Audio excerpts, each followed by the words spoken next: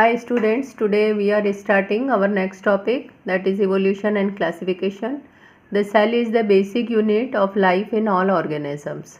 The characteristic in the next level of classification would be shared by most but not all organisms. A basic characteristic of cell design that differs among different organisms is whether the cell has a nucleus. Bacteria does not, while the cells of most other organisms have. That property marks a very basic difference in the body design because of specialization of cell types and tissues. Among multicellular organisms, whether they can undertake photosynthesis or not will provide the next level of classification. Among the multicellular organisms that cannot do photosynthesis, whether the skeleton is inside the body or around the body will mark another fundamental design difference.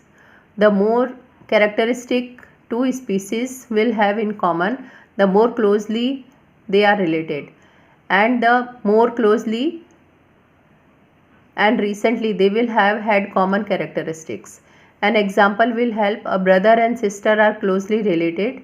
They have common ancestors in the first generation before them, namely their parents. A girl and her first cousins are also related, but less than the girl and her brother. This is because cousins have common ancestors, their grandparents, in the second generation before them, not in the first one. There are many theories about how this might have happened. It would be interesting to come up with the theories of our own. Now, tracing evolutionary relationship. When we try to follow evolutionary relationship, the characteristic in different organisms would be similar because they are inherited from a common ancestor. As an example, consider the fact that mammals have 4 limbs, as do birds, reptiles and amphibians. The basic structure of the limb is similar, tough. It has been modified to perform different functions in various vertebrates. Such homologous characteristics help to identify an evolutionary relationship between apparently different species.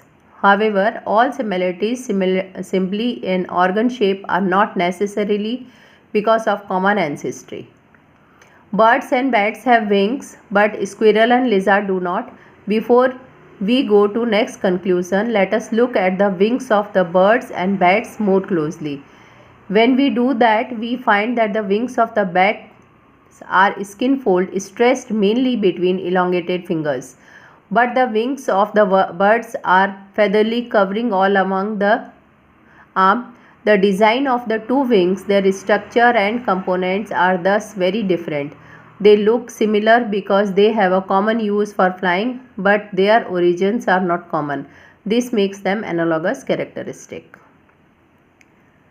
Now we are starting with fossils.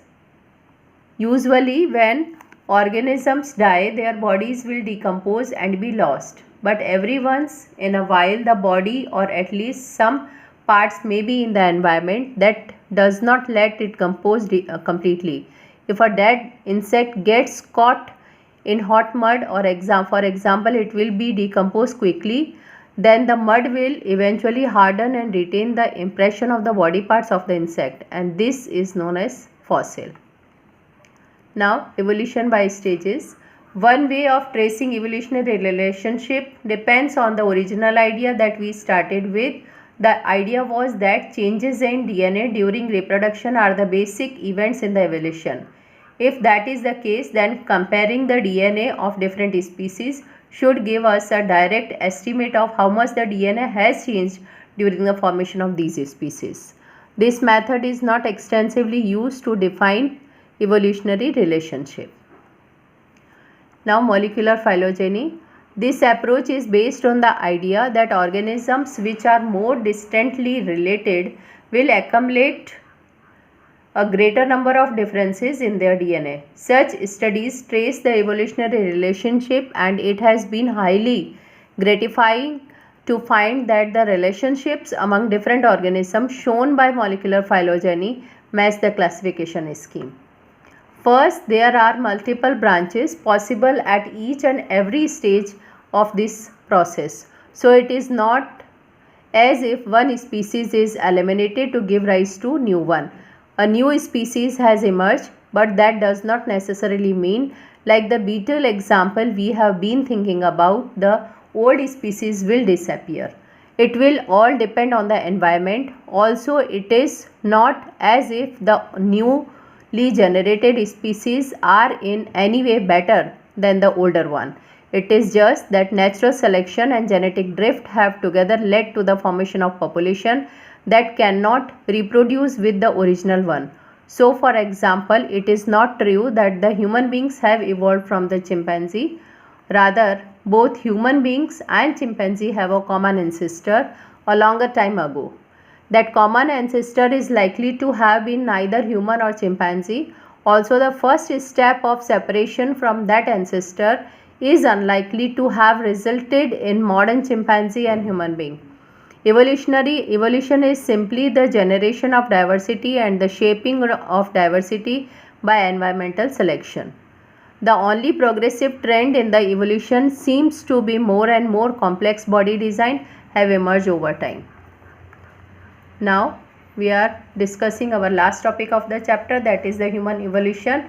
The same tools for tracing evolutionary relationship, excavating, time dating, studying fossils as well as determining DNA sequences have been used for studying human evolution. There is a great diversity of human forms and features across the planet. So much so that for a long time people used to talk about human races. Skin color used to be commonest way of identifying these so-called races.